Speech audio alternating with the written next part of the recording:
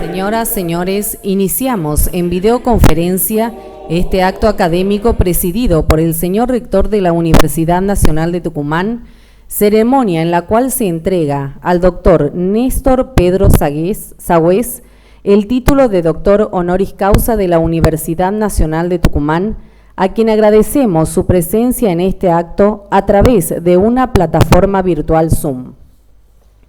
Acompañan al señor rector en el estrado, la señora vicerrectora de la Universidad Nacional de Tucumán, doctora Mercedes Leal, la señora decana de la Facultad de Derecho y Ciencias Sociales, doctora María Cristina Grunauer de Falú, el doctor Sergio Díaz Ricci. Agradecemos la participación de todas las personas que se encuentran en este recinto y las que se han conectado de manera remota a este acto a través de la plataforma Zoom. Los pasos previstos para este solemne acto son los siguientes: Himno Nacional Argentino, lectura de la resolución correspondiente del Honorable Consejo Superior de la Universidad Nacional de Tucumán, Laudatium del distinguido, presentación de los atributos correspondientes al título de doctor honoris causa, lectura del pensamiento que será plasmado en el libro de oro, lectio doctoralis del doctor Sagüez. Señoras, señores, entonemos las estrofas del Himno Nacional Argentino.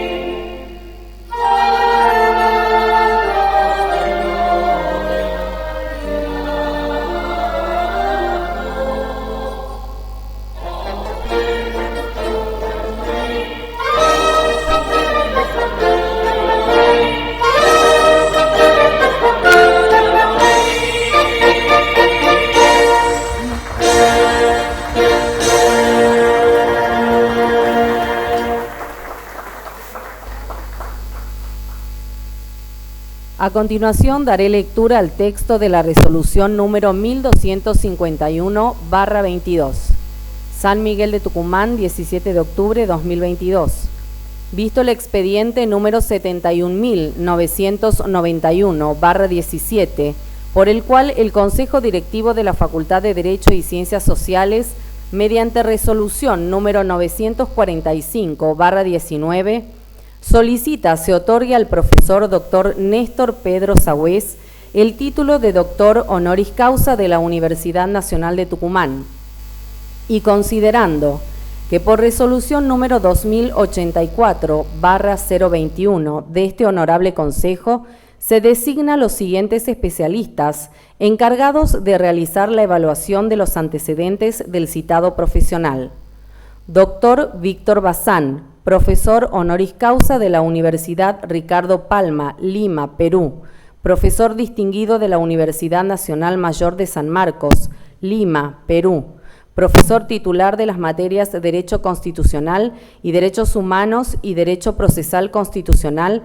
de la Facultad de Derecho y Ciencias Sociales de la Universidad Católica de Cuyo.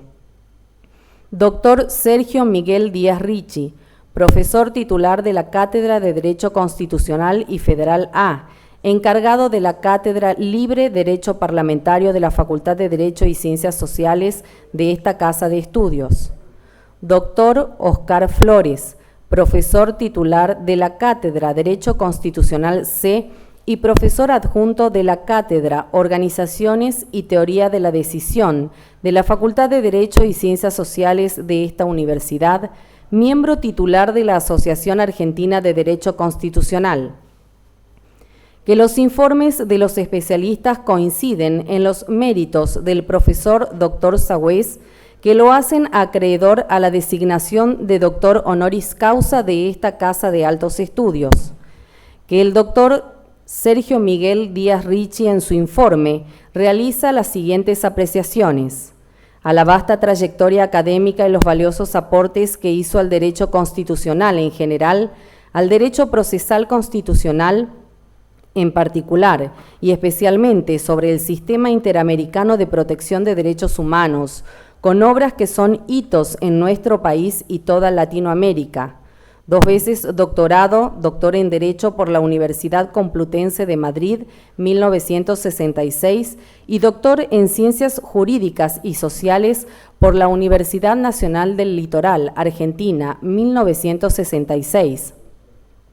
Además, doctor honoris causa en varias universidades, Argentina, Perú, Bolivia y Ecuador. Que el especialista agrega que durante años ha ejercido la docencia universitaria en varias universidades en Santa Fe y en Buenos Aires. Asimismo, hace una década participa como profesor invitado en los cursos de especialización de las universidades de Castilla-La Mancha y la Universidad de Cádiz. Interviene en actividades de posgrado en las universidades de Pisa y de Bolonia, lo que muestra que su reconocimiento trasciende las fronteras argentinas y se proyecta en toda Iberoamérica y en Europa. También es presidente titular del Centro Argentino de Derecho Procesal Constitucional, primer presidente titular y actualmente presidente honorario del Instituto Iberoamericano de Derecho Procesal Constitucional, miembro fundador de la Asociación Argentina de Derecho Constitucional, de la que fue presidente 2005 al 2007, actualmente presidente honorario.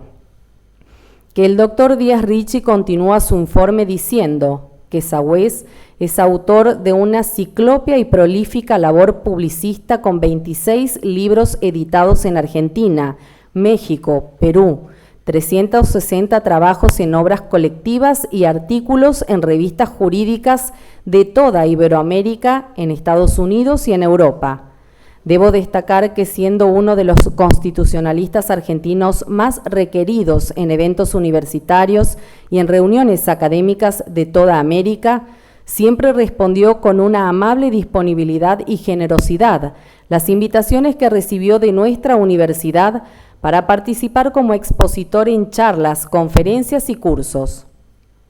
que el doctor Sergio Díaz Ricci concluye su informe expresando que por todo lo expuesto considero fundada la propuesta de otorgar al profesor Néstor Pedro Sagüés el título de doctor honoris causa de la Universidad Nacional de Tucumán, que el profesor doctor Víctor Bazán avala el pedido de que se otorgue el título de doctor honoris causa, destacando que el doctor Néstor Pedro Sagüés es profesor visitante en universidades de diversos países de Latinoamérica, también de Europa, donde ha desplegado importantes aportaciones en el plano académico.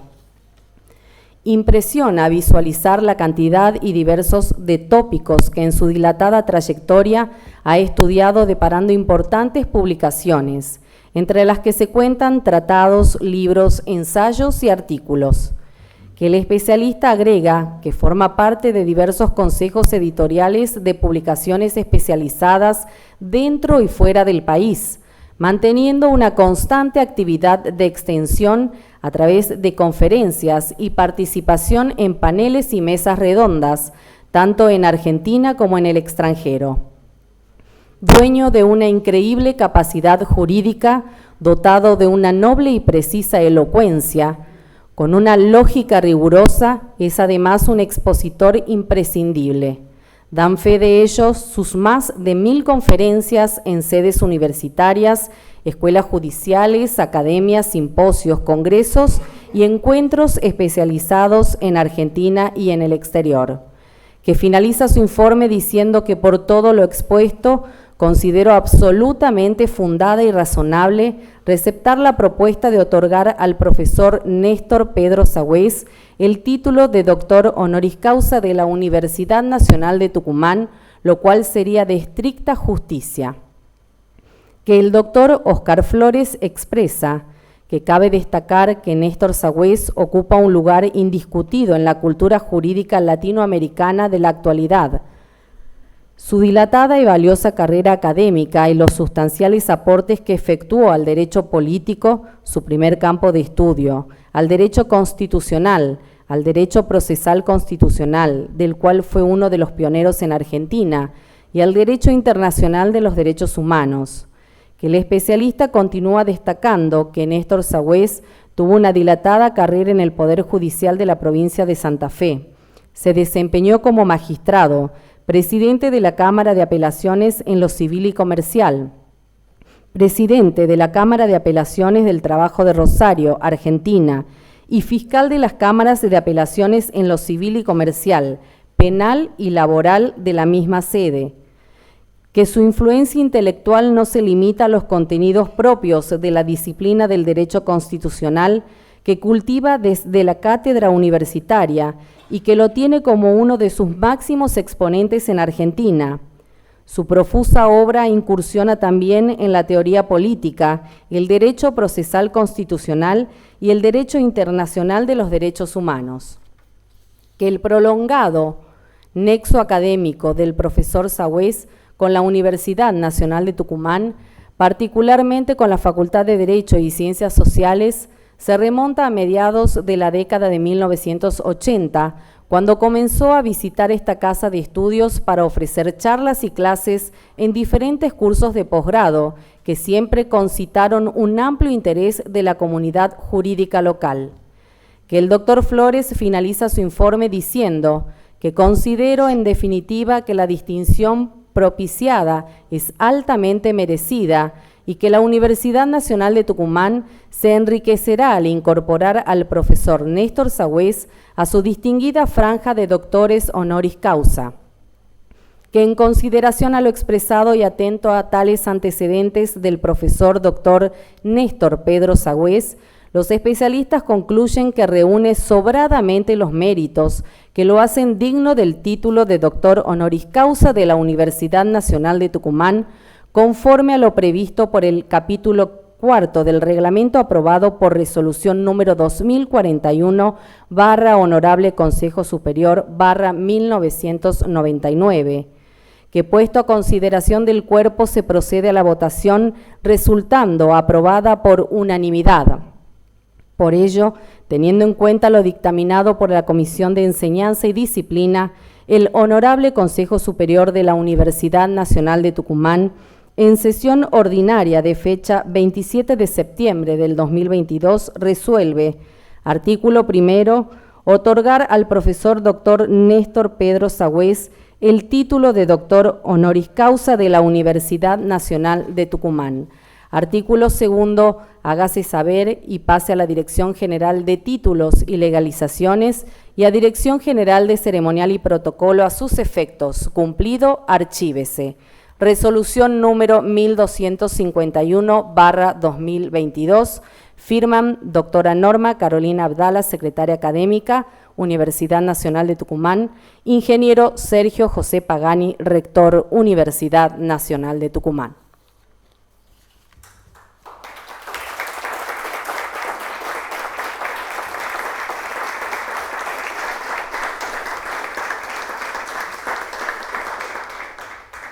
En estos momentos, el doctor Sergio Díaz Ricci hará la laudatio del distinguido.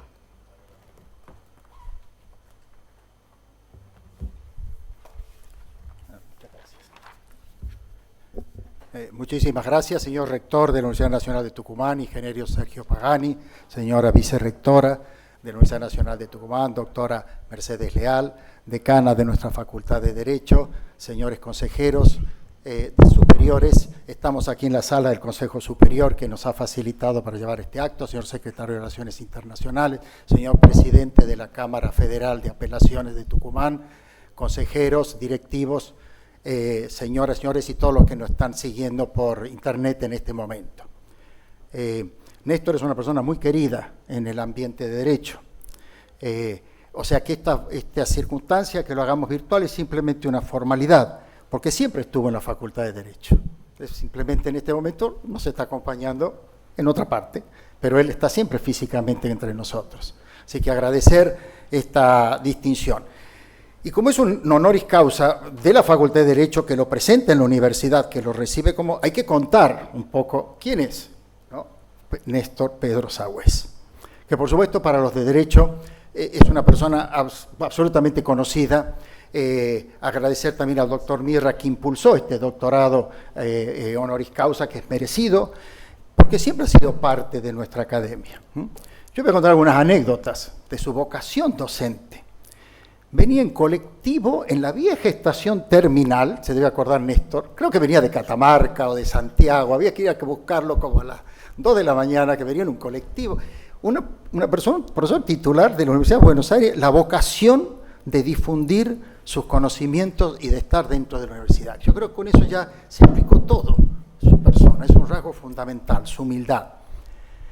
Bueno, cuando uno ingresa a la Universidad Nacional de Tucumán, hay un busto de Dante Alighieri. Y Dante Alighieri, cuando escribe la Divina Comedia, dice que el peor lugar del infierno es el cuarto foso del noveno círculo. Y ese está asignado a quienes traicionan a sus benefactores. Creo que ninguno de nosotros nos gustaría estar en ese lugar.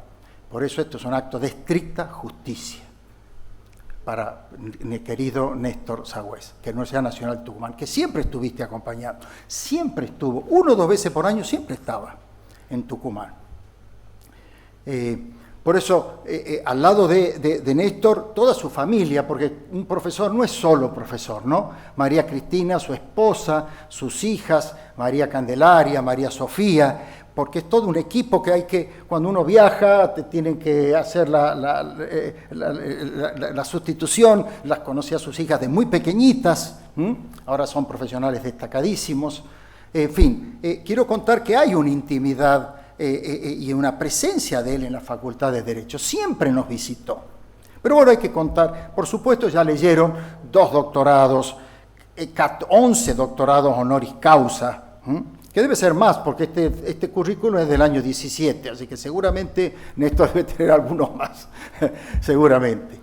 Profesor honorario de una infinidad de universidades, es decir, es una persona realmente de trayectoria internacional. Nosotros lo tenemos muy en casa, porque lo tenemos incorporado, pero cuando uno sale afuera, reconoce, es uno de los constitucionalistas argentinos más reconocidos en el continente y en Europa y en el mundo de la cultura jurídica constitucional. Ahora a mí me toca decir letopecia. ¿Qué es letopecia? Letopecia es decir qué es esta persona, quién es a quien damos este título tan significativo para una universidad. En realidad tenemos que agradecer que él haya aceptado incorporarse a esta universidad, del cual siempre formó parte. Es un acto simplemente casi de formalidad, pero hay que hacerlo. Las formalidades también tienen que ver con el derecho, y en esto Néstor es el especialista de explicarnos que las formas conducen al contenido. En el mundo jurídico son libros canónicos, ¿no? Para nosotros, su manual de derecho constitucional es un libro canónico. Creo que ya nadie nos ocupamos de escribir muchos manuales después que él ha escrito. ¿Qué vamos a decir algo nuevo? Es muy difícil decir algo nuevo. No. Y además decirlo del modo con que él lo hace. Tiene un rigor kantiano, lógico, ¿no? Una precisión, lo van a escuchar, conceptual envidiable, una elocuencia temperada. Ese ha sido su rasgo. Y una humildad de los grandes, de los grandes. Sus elementos de derecho constitucional, no sé por qué se llama elemento porque tiene 3 tomos, ¿no? Ya es un tratado de derecho constitucional exhaustivísimo. Su teoría constitucional. Pero vamos a referirnos al mundo académico. En el mundo académico podemos decir que el rasgo que quiero destacar, que pues siempre hay que dar touch, ¿no? Como hacía Monet, 2 o 3 pinceladas y a ver si descubrimos los nenúfares, ¿no? En la laguna de su casa, ¿no? Pero no es imposible describir una personalidad tan rica, ¿no? En detalle. Voy a centrarme en un punto. Ya dije que nos acompañó en nuestra facultad de 1986 en los primeros cursos, siempre dispuesto, siempre disponible. Digo que vino en colectivo, en aquellos colectivos del año 80, no estoy hablando de aviones clase business, ¿no? Y era la vieja terminal, yo me acuerdo que fuimos a buscarlo a la vieja terminal, bueno, como dato. Pero sí quiero destacar un rasgo importantísimo, sobre todo en el marco de los 40 años de democracia. Aquí nos acompañan los profesores titulares también de Derecho Constitucional de nuestra carrera, está el doctor Flores y la doctora Carmen Fontán, y docentes también de la cátedra. Esto significa, ¿qué significa Néstor Sagüe? Hay ciertas teorías que nos montamos sobre lo que se llaman los gigantes, sobre los hombres de gigantes, ¿no? Son gigantes, ¿no? Nosotros decimos en Derecho Constitucional que la teoría constitucional se está montada sobre grandes gigantes de Weimar, le decimos, son del año 30, que son Heller, Schmidt, Kelsen y Schmidt. Nosotros que somos, digamos, amateurs en Derecho Constitucional, podemos decir que estamos montados sobre gigantes del Derecho Constitucional argentino. Uno de ellos es Pedro Néstor Sagüe. Todo lo que podamos hacer lo ha puesto él. Pero voy a destacar un rasgo para no hacerlo muy largo, para que lo expliquemos a la comunidad universitaria el significado y el aporte de Néstor a la democracia, el derecho procesal constitucional. En los 40 años, nosotros decimos 40 años de democracia, pero hay que decir que son 40 años de constitución, no es cualquier democracia, es una democracia constitucional.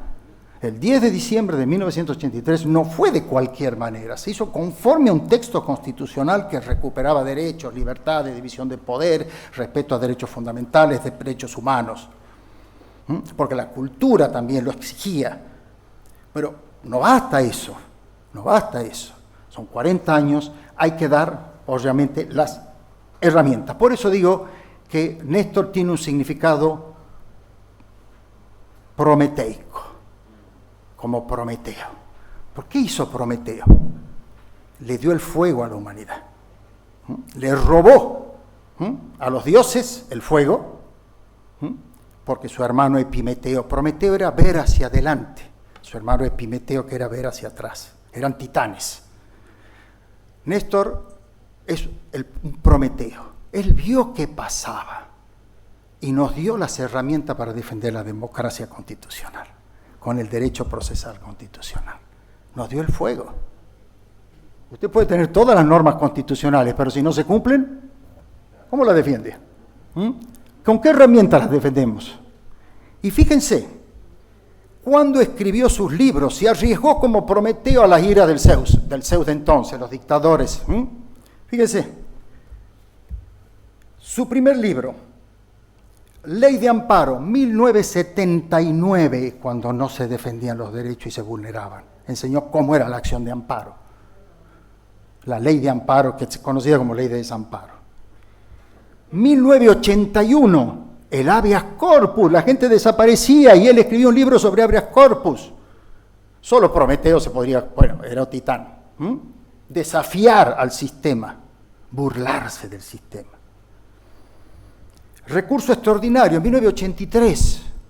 Claro, si usted tiene un recurso extraordinario, tiene una corte de iure, si tiene una corte que es el Tribunal Superior de un régimen dictatorial, eso no es una corte, es un tribunal superior. Ahora, cuando hay una corte de justicia elegida, como dice la Constitución, propuesta por el Ejecutivo, con acuerdo del Senado, entonces sí tiene Corte Suprema.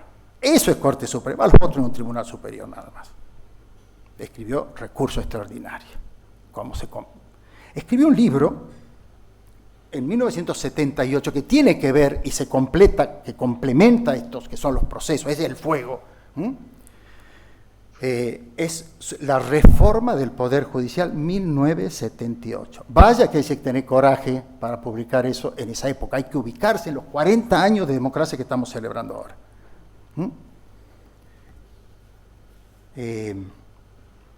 Un Prometeo nos dio el fuego, como le dio a la civilización y a la humanidad Prometeo.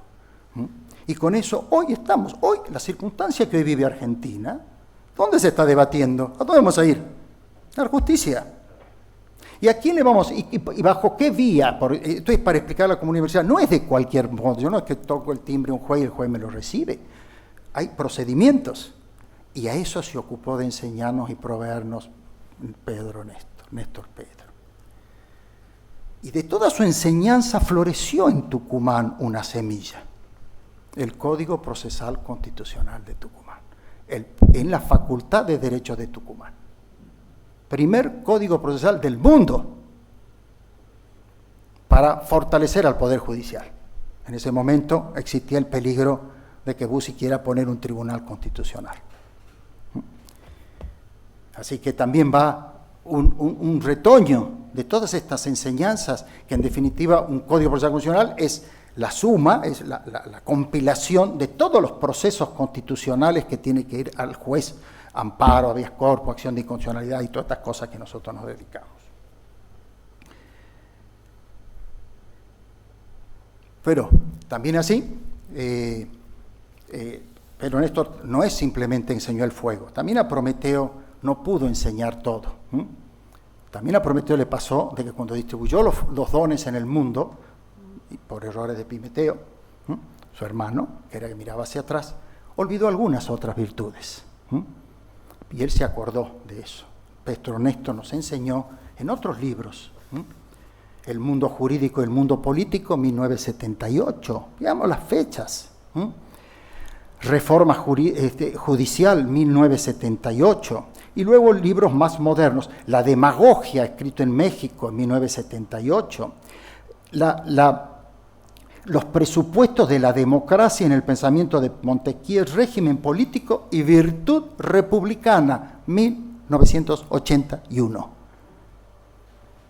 Cuenta, y ya con esto termino, cuenta Platón en Protágoras, que cuenta la anécdota de Prometeo, que cuando él distribuye el fuego y ciertos dones, los da a cada uno de los habitantes. Sin embargo, nunca lograron hacer sociedad política, o sea, unirse en sociedad política. Entonces, Zeus, preocupado, le pide a Hermes que vaya y distribuya a la sociedad otras virtudes, las virtudes que lo hagan sociedad política, comunidad política. Lo cuenta Sócrates en su diálogo con Protágoras, justamente en el libro que lo manifiesta Platón. Entonces le pide a Hermes, el mensajero de los dioses, que distribuya esas virtudes que le faltaba a la sociedad y que también Pedro Néstor nos enseñó en esos libros que yo he citado. El más reciente, Presagio y Poder, o La Constitución bajo tensión, 2016-2019. Esa es la virtud. Y con esto cierro. Repartir justicia y la virtud. Zeus entonces le pregunta a Hermes a Zeus, bueno, ¿cómo lo hago? ¿Lo hago como lo hicieron a cada uno de los hombres? Y le dice, no, esa virtud hay que darle a todos los hombres, entre todos, que todos participen de ellos, de la justicia y la virtud, porque si participaran de ellos solo unos pocos, como ocurre en los demás antes, que cada uno tenía su virtud, jamás habría polis.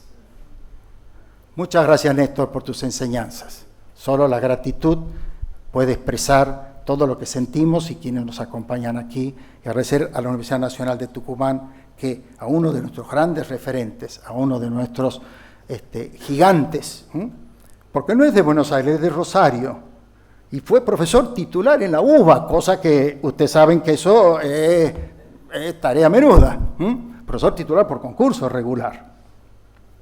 También marcó un rumbo. Gracias por tu ejemplo, gracias por tu humildad, gracias por tus enseñanzas y sobre todo gracias por esa caballerosidad, ese don de gente, ese don que has ido enseñando y entregando con toda amor y generosidad a todos nosotros. Muchísimas gracias.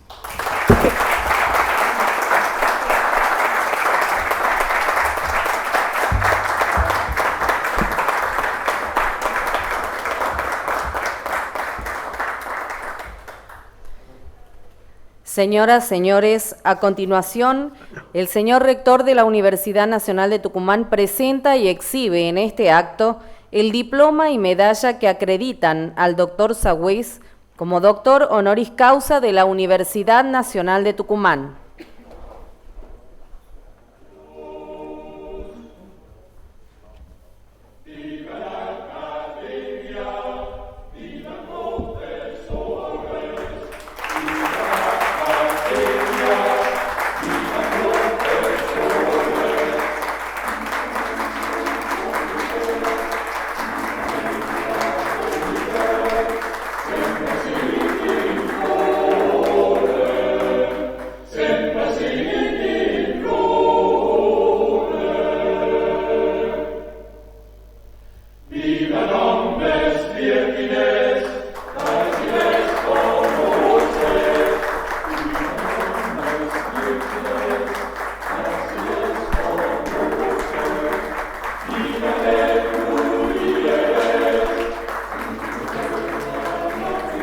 La señora vicerrectora hará lo propio con la carpeta que contiene la resolución protocolar correspondiente.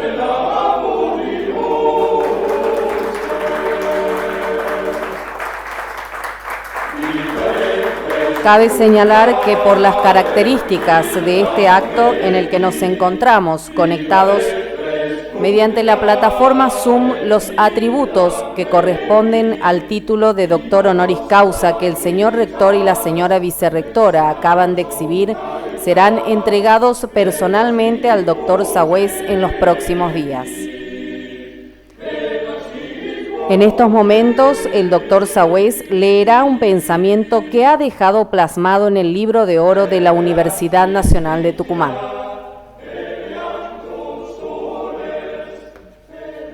Mis palabras dicen: a la muy querida Universidad Nacional de Tucumán, por su tan generosa hospitalidad y especialmente también por su contribución decisiva en el desarrollo del derecho procesal constitucional argentino.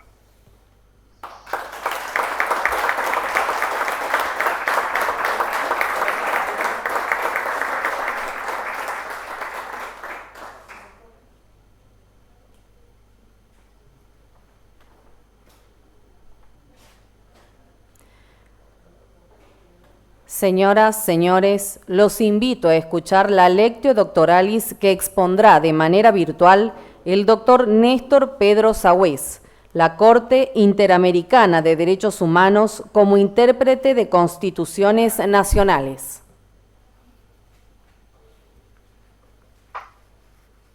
Muy bien, señor rector de la universidad, señora vicerrectora, estimados colegas, profesores y siempre queridos estudiantes. Debo confesar que me encuentro particularmente conmovido por recibir la máxima distinción académica como doctor honoris causa que me confiere esta universidad. Y este estado de ánimo repito, de encontrarme tan conmovido, se deriva no solo por que quien otorga estos pergaminos es una universidad de suma importancia y también de sumo prestigio, sino también por la relación afectuosa que he tenido con sus claustros universitarios desde tiempo atrás. Recuerdo los primeros cursos a los que asistí organizados por el profesor Benito Garzón, entre otros de los aquí presentes y demás catedráticos de la universidad. Recuerdo el mote simpático que Garzón me puso en algún momento y que no quiero ahora olvidar con un criterio humorístico. Fue cuando me bautizó como el sátiro de la Constitución. Se trataba de un mote muy juvenil, tenía en aquel momento pocos años, pero con el tiempo las palabras de Garzón y los demás profesores de esta universidad me quedaron grabadas de manera muy intensa. Debo destacar también la trayectoria de una serie de amigos, entre ellos Dante Mirra, que ha promovido esta designación de profesor, y otros como Sergio Díaz Ricci, y un conjunto también, inclusive de gente joven como Oscar Flores, o Luciano Tarulli, que en los últimos años, algunos de ellos en condición de alumnos, me han acompañado en las tantas veces que tuve el honor de visitar a esta universidad. Por eso es que digo, me siento particularmente homenajeado, teniendo en cuenta además que esta universidad y sus profesores han sido cuna del desarrollo del derecho procesal constitucional, inclusive por haberse dictado en esta provincia el primer código procesal constitucional, luego seguido por otras destacadas naciones del globo. Deseo también expresar mi agradecimiento particular a mi esposa, que siempre me ha acompañado en toda mi carrera como investigador, como expositor, y también a mi familia y a mis hijas, María Sofía y María Candelaria, que han dado también soporte para ser lo que hoy soy, sin perjuicio también de agradecer a Dios que me ha dado la salud suficiente como para llegar al día de hoy y poder dirigirme a todos ustedes. Bien, me pregunto si es el momento en el cual debo realizar mi exposición.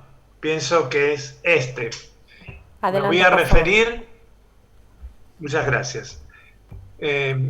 Nuevamente, señor rector, señora vicerrectora, voy a referirme a un tema relativamente novedoso, pero decididamente polémico en el derecho procesal constitucional y procesal convencional actual, como es la interpretación de la Constitución Nacional realizada por la Corte Interamericana de Derechos Humanos. Ubiquémonos en un escenario particular, como es el propio del Estado constitucional y convencional de derecho. Estamos en un momento donde las ideas de soberanía y de supremacía de la Constitución Nacional se encuentran adaptados por su necesaria convivencia con el derecho internacional de los derechos humanos. Eso obliga a repensar una serie de conceptos y de premisas jurídicas. Uno de ellos es el relativo a quién interpreta la Constitución Nacional. Por supuesto, nos hemos criado en un ambiente donde los intérpretes de la Constitución Nacional eran habitualmente intérpretes nacionales, autoridades nacionales, y de modo particular y predominante la Corte Suprema de Justicia de la Nación, autoproclamada como intérprete final y como intérprete suprema de la Constitución Nacional. Esta idea debe empalmarse actualmente con otra, como es la de la Constitución convencionalizada. ¿Y qué es la Constitución convencionalizada? Es la misma Constitución Nacional, pero es una Constitución Nacional conformada, reciclada, adaptada, amalgamada con el derecho internacional de los derechos humanos y de modo especial, en nuestro caso, con el Pacto de San José de Costa Rica y con la jurisprudencia de la Corte Interamericana de Derechos Humanos. Pensé que nada mejor, por razones de brevedad y para ceñirnos a un caso práctico, a referirnos a un relativamente reciente fallo de este Tribunal Regional de agosto del año 2001, en el caso Ríos contra Álvarez, referente precisamente a la interpretación de la Constitución de Paraguay, artículo 151, realizada por la Corte Interamericana de Derechos Humanos. Se trata de una sentencia que refiere a un juicio político seguido a 3 magistrados de la Corte Suprema del Paraguay y resuelto, contrariamente a ellos, por el Senado de la República que mencionaron. La sentencia fue recurrida ante la Sala Constitucional de ese país, pero finalmente el fallo destitutorio del Congreso paraguayo resultó confirmado por la Corte Suprema de Justicia del Paraguay. Para eso, o ante esa instancia procesal, los agraviados han recurrido a la instancia internacional y esto motiva un pronunciamiento de la Corte Interamericana de Derechos Humanos relativa al tema de si los jueces pueden ser removidos por el contenido de sus sentencias. Un punto que también para nosotros reviste singular actualidad en estos momentos, porque un debate parecido se plantea en la República Argentina con referencia a denuncias promovidas contra jueces de nuestra Corte Suprema de Justicia de la Nación, y todo ello en una instancia preliminar ante la Comisión de Juicio Político de la Cámara de Diputados de la Nación. Es decir, que nos encontramos frente a un asunto acuciante de una enorme dosis de politicidad y obviamente profundamente opinable y controvertible. La jurisprudencia de la Corte Interamericana de Derechos Humanos es en este punto que los jueces no pueden normalmente, como regla, ser perseguidos judicialmente y menos políticamente por el contenido de sus sentencias. El objetivo de este criterio de la Corte Interamericana de Derechos Humanos es preservar la imparcialidad y la independencia de los jueces, a fin de que fallen debidamente según su conciencia y que no se inclinen a sentenciar teniendo en cuenta las opiniones de los órganos de remoción de magistrados. Es decir, que fallen como señores jueces que son y no como sujetos pasibles de su remoción por vía del juicio político. También es cierto, para concluir con este breve pantallazo de la Corte Interamericana de Derechos Humanos, que ella ha admitido en algunos pocos casos ese enjuiciamiento por razones derivadas de las constancias de sentencias emitidas por jueces en situaciones tales que esas sentencias evidenciaran la comisión de una figura delictiva o el haber actuado con malicia, o también el haber pronunciado veredictos judiciales con una arbitrariedad mayúscula. La Corte Interamericana advierte que las causales de remoción de los magistrados judiciales deben ser singular y especialmente graves o gravísimas, y que además debe a todos ellos darse una decidida superficie de actuación en aras de su derecho de defensa en juicio. Es decir, que deben gozar de todas las garantías enumeradas en el artículo 8 del Pacto de San José de Costa Rica. Hecha esta introducción, aterricemos en el caso concreto de Ríos contra República del Paraguay, al que estoy haciéndome referencia y que la Corte Interamericana falla o resuelve en agosto del año 2011. En esta oportunidad, los jueces fueron destituidos por el contenido de sus sentencias, de algunas de sus sentencias, y fueron convocados por la comisión respectiva de acusación de la Cámara de Diputados y de la Cámara de Senadores de la República del Paraguay. ¿Por qué va a intervenir la Corte Interamericana de Derechos Humanos en la interpretación de una constitución nacional? En este caso, el artículo 155 de la Constitución de la República del Paraguay. La Corte Interamericana interviene en la interpretación de una constitución nacional por diversas razones. La primera, la más elemental, es cuando realiza control represivo o destructivo de convencionalidad. Es cuando analiza la compatibilidad de una cláusula de una constitución nacional con, en modo particular, la Convención Americana de Derechos Humanos, coloquialmente conocida como Pacto de San José de Costa Rica. En el caso La Última Tentación de Cristo contra Chile, la Corte Interamericana decidió, por ejemplo, que la regla constitucional chilena de 1980, que autorizaba la censura televisiva previa en los programas respectivos, violentaba la libertad de expresión del artículo 13 del aludido Pacto de San José de Costa Rica. En otros casos, la Corte Interamericana analiza constituciones nacionales para determinar si los operadores nacionales, en casos concretos sometidos a su decisión, la han interpretado adecuada o arbitrariamente. Efectivamente, en el caso Ríos Dávalos, que aquí vamos a ver, de eso se va a ocupar la Corte Interamericana.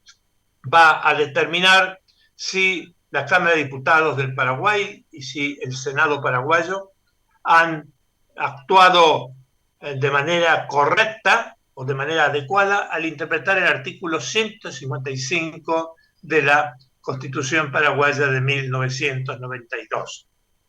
La norma en cuestión, en el punto que nos preocupa, indica que los magistrados judiciales no podrán ser convocados ni interrogados judicialmente por el contenido de sus actos jurisdiccionales. En la especie se habían sido citados por la comisión respectiva de la Cámara de Diputados y finalmente por la comisión aludida de la Cámara de Senadores del Paraguay, que dictó contra ellos una sentencia condenatoria de remoción.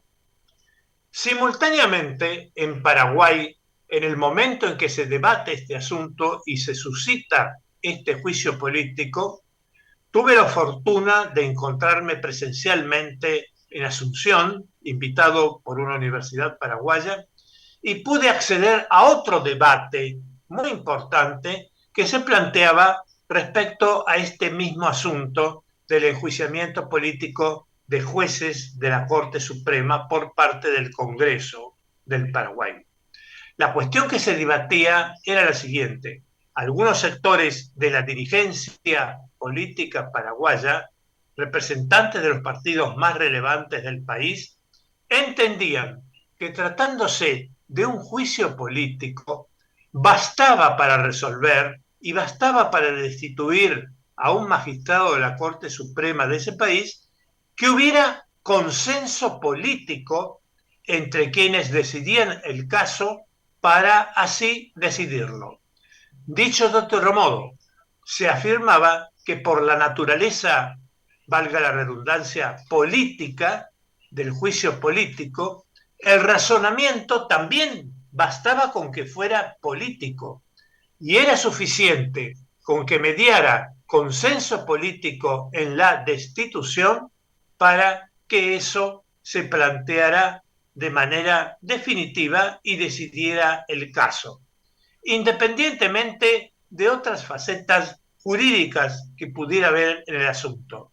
El consenso político de destitución, repito, era reputado por la mayoría de los operadores políticos del Paraguay como bastante para dar base suficiente para la remoción de un magistrado de la Corte Interamericana, de la Corte Suprema del Paraguay. Estos dos puntos de vista van a ser rebatidos por la Corte Interamericana de Derechos Humanos. Con referencia a la naturaleza política del juicio político, la Corte Interamericana va a destacar que en resguardo de la independencia y de la imparcialidad del Poder Judicial, no basta para destituir un juez que exista acuerdo político entre las, repito la redundancia, fuerzas políticas para que la sentencia o resolución destitutoria fuera válida. La sentencia destitutoria, para ser correcta, debía basarse en hechos objetivamente comprobados con una armazón jurídica suficiente como para justificar y tener por acreditado que había existido una falta gravísima por parte de los magistrados sometidos a tal proceso de remoción.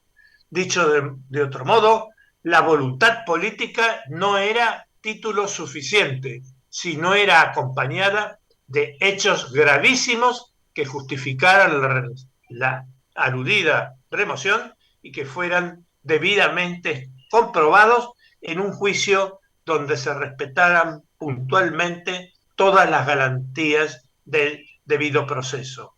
En conclusión, la remoción de un magistrado judicial no era un hecho político no justiciable, sino que constituía una decisión que debía tener fundamentos jurídicos y que debía tener, a su vez, una acreditación jurídica objetiva suficiente y válida como para legitimar la sanción aplicada a los magistrados en cuestión. Esa es, digamos, la primera nota que cabe subrayar en la sentencia de la Corte Interamericana de Derechos Humanos. La segunda refiere más puntualmente a la interpretación que hace del artículo 155 de la Constitución del Paraguay, cuando este texto constitucional determina que los jueces no podrán ser convocados ni acusados criminalmente por el contenido de sus decisiones.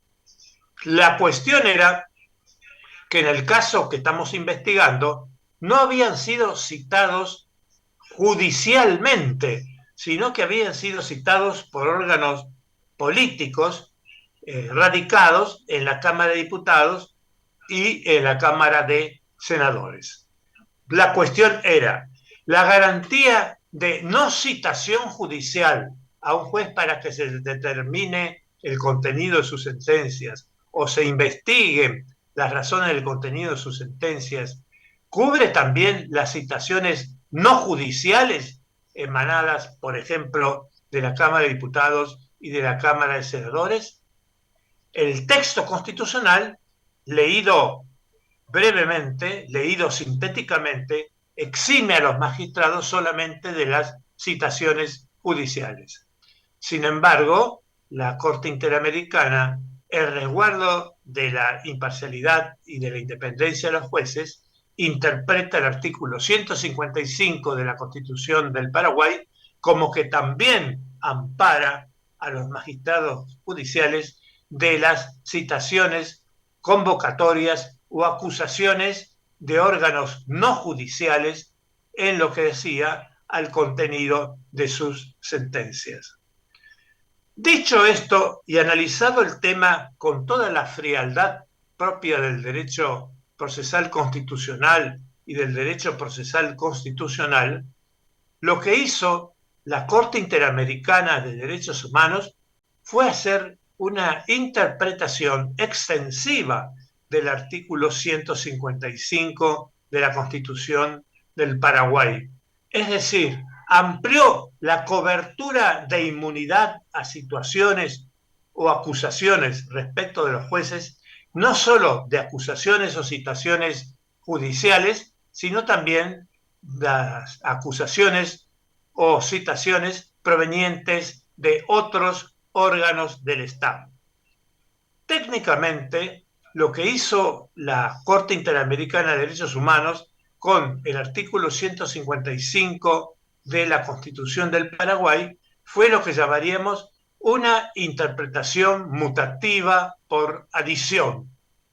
Dicho de otro modo, dio al texto del artículo 155, respetando la redacción del mismo, un contenido normativo superior, un contenido normativo más extenso. Esto es, amplió el radio de acción del referido precepto constitucional paraguayo. Los motivos para justificar esta interpretación mutativa por adición se derivaron de la necesidad de afianzar la supremacía y la imparcialidad del Poder Judicial. Debemos advertir que en toda interpretación mutativa por adición, el operador judicial o el operador que fuera, en este caso la Corte Interamericana de Derechos Humanos, otorgó al contenido de la norma constitucional un espacio más extenso que el probablemente preparado por el Poder Constituyente Nacional.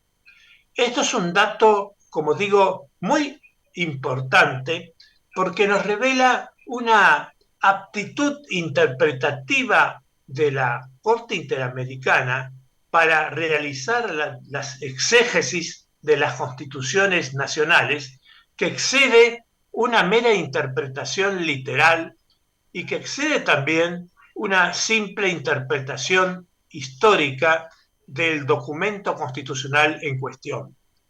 Esto es, la Corte Interamericana, para analizar el artículo 155 de la Constitución del Paraguay, no se ciñó solamente al texto de la norma, de la cláusula, ni se remontó a los orígenes de ese precepto, no se remontó al animus, no se remontó a las vivencias que inspiraron al constituyente a redactar la norma como lo hizo, sino que directamente amplió el contenido de la norma constitucional en aras de tutelar valores jurídicos o bienes jurídicos especialmente tutelados por el Pacto de San José de Costa Rica, como eran precisamente la defensa de la imparcialidad y la defensa de la independencia del Poder Judicial.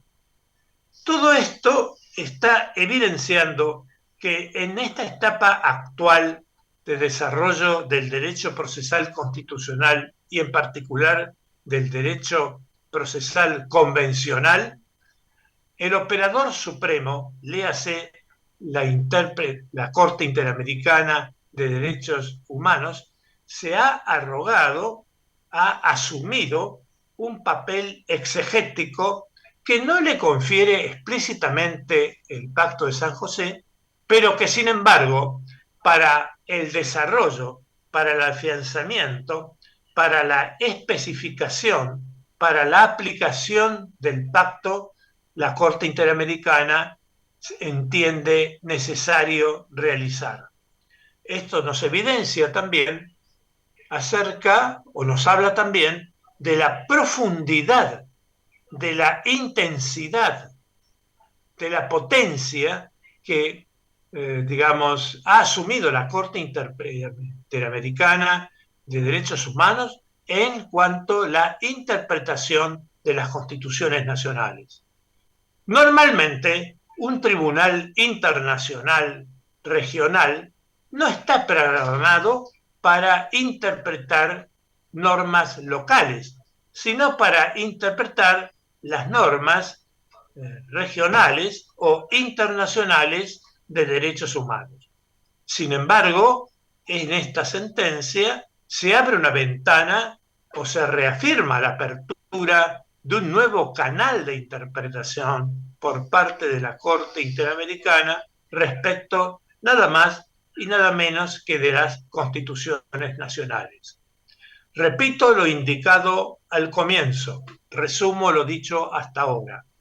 En su quehacer judicial, la Corte Interamericana puede entrar, y de hecho ha entrado, en el análisis de las constituciones nacionales, tanto para determinar si ellas, las constituciones nacionales, coinciden o no con el Pacto de San José de Costa Rica y o con la jurisprudencia de la Corte Interamericana, sino también para visualizar si los operadores nacionales han realizado una interpretación correcta o no de sus propias normas nacionales.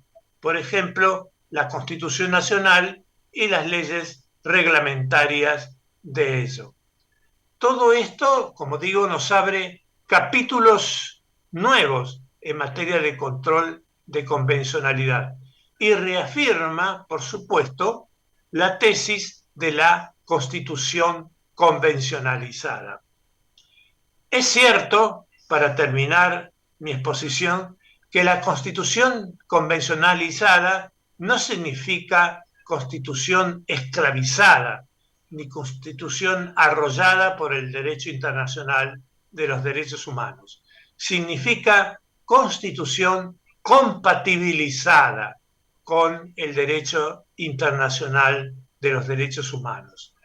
Esa compatibilización de la Constitución Nacional para alcanzar el producto final, la Constitución convencionalizada, va a determinar que algunas veces algunos preceptos nacionales queden bloqueados por obra del derecho internacional de los derechos humanos si resultaran esos preceptos constitucionales decididamente incompatibles, decididamente inamalgamables con el derecho internacional de los derechos humanos.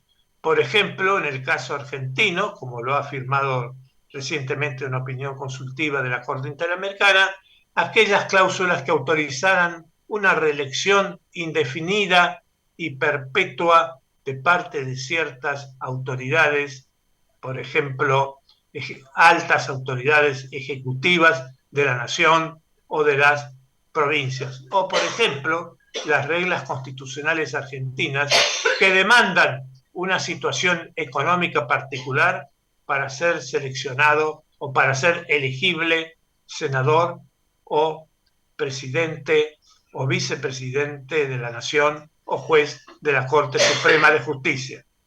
En otros casos, la adaptación va a consistir en ampliar la norma de cobertura constitucional para abarcar situaciones tuteladas o comprometidas por la Corte Interamericana de Derechos Humanos. Tal es el caso Ríos contra Paraguay, donde la Corte Interamericana no disminuye ni en 1 centímetro la vigencia del artículo 155 de la Constitución del Paraguay, sino que por el contrario lo amplía o lo expande, situaciones no previstas por el constituyente paraguayo, pero sin embargo situaciones necesarias para tutelar el derecho internacional de los derechos humanos, en este caso para tutelar el derecho en defensa en juicio. Digamos, por último, que esa apertura en las facultades potenciales de la Corte Interamericana de Derechos Humanos para analizar o para interpretar normas nacionales tiene algún andamiaje paralelo que la Corte no invoca en el caso Ríos, que es el artículo 25 del Pacto de San José de Costa Rica. Este precepto contiene una regla singular. Es el que proclama el amparo interamericano o el derecho de toda persona infringida en las facultades o derechos emergentes del Pacto de San José a recurrir a un juez o a una autoridad competente. Lo curioso, lo singular de esta norma es que el amparo interamericano no está solamente para tutelar los derechos enunciados en el Pacto de San José de Costa Rica, cosa que sí dice expresamente tal artículo, sino también para amparar los derechos emergentes de la Convención Americana de Derechos Humanos ante las autoridades nacionales. Es decir, que este artículo 25, muy generoso, por supuesto, para los derechos personales de las personas tuteladas por la Convención Americana de Derechos Humanos, abre una puerta importante a los operadores nacionales para tutelar los derechos emergentes del derecho internacional de los derechos humanos. Y también abre una puerta no menos significativa a la Corte Interamericana de Derechos Humanos para revisar las interpretaciones del derecho nacional verificadas en el ámbito estadual respectivo por los operadores, incluso y especialmente los operadores judiciales, al tutelar o al analizar, al evaluar y al resolver expedientes donde las partes interesadas reclamen ante los tribunales nacionales la tutela de derechos, como digo, emergentes del Pacto de San José y emergentes de tratados y emergentes también de la Convención Americana de Derechos Humanos. Esto implica, en definitiva y en conclusión, más trabajo para los operadores nacionales y también implica, por extensión, más trabajo para la Corte Interamericana de Derechos Humanos. Finalmente, interesa meditar que toda esta doctrina expansiva de la competencia interpretativa de la Corte Interamericana de Derechos Humanos es producto más que de cláusulas explícitas de la Convención Americana de Derechos Humanos o Pacto de San José de Costa Rica, sino de la interpretación realizada al pacto por la Corte Interamericana de Derechos Humanos. Y resulta oportuno tener muy en cuenta que la interpretación al pacto realizada por la Corte Interamericana tiene para ese tribunal regional prácticamente el mismo valor, o más valor quizás, que la letra del Pacto de San José de Costa Rica. Es decir, el control de convencionalidad tiene por objeto no solamente reprimir actos u omisiones contrarios al Pacto de San José, sino también opuestos a la doctrina judicial de la Corte Interamericana de Derechos Humanos. Esto evidencia, por un lado, un desarrollo muy significativo de la letra del Pacto de San José y también evidencia, desde luego, una cotización altísima, por supuesto, de la propia jurisprudencia de la Corte Interamericana de Derechos Humanos. Naturalmente, esto plantea el interrogante de la legitimidad de la interpretación mutativa por adición o por agregado, en el sentido de si es aceptable que un tribunal amplíe sus competencias mediante su desarrollo jurisprudencial propio y sin necesidad de contar explícitamente con letra del Pacto de San José de Costa Rica. La respuesta de esta interpretación mutativa por adición la da por un lado, el tiempo, es decir, la da el seguimiento o no por la propia Corte Interamericana y por los propios tribunales nacionales, especialmente por sus Cortes Supremas o salas constitucionales o tribunales constitucionales de esta doctrina de la Corte Interamericana de Derechos Humanos. Y en segundo lugar, lo da también la legitimidad o no, la legitimidad intrínseca de la doctrina así creada, así fabricada por la Corte Interamericana. En ambos casos debemos observar que a través de la práctica continuada de años de la doctrina del control de convencionalidad y de las propias sentencias de la Corte Interamericana de Derechos Humanos, puede hablarse probablemente ya de un derecho consuetudinario convencional, más que constitucional, convencional, practicado y por lo tanto, no obstante su condición de derecho consuetudinario, de derecho vigente y por lo tanto de derecho exigible. Concluyo así mi intervención, admitiendo desde luego la opinabilidad de lo aquí sostenido, destacando igualmente que se trata de un tema inconcluso que seguramente dará lugar a desarrollos y a debates posteriores. Y no quiero concluir esta exposición sin reiterar una vez más mi agradecimiento a la Universidad Nacional de Tucumán y sobre todo al generoso jurado que ha tenido inmerecidamente la habilidad de presentar de manera demasiado destacada mis méritos o mis antecedentes. Nuevamente, pues, mi gratitud a todos los que han auspiciado esta honrosa distinción y nuevamente gracias por la oportunidad de estar una vez más, esta vez comunicándome por vía virtual, ya que físicamente no he podido trasladarme a la ciudad de San Miguel de Tucumán. Nuevamente reanudo así hoy ese contacto tan intenso que, como bien se ha destacado, he tenido con las aulas de esta tan cariñosa, tan amigable universidad. Muchísimas gracias una vez más.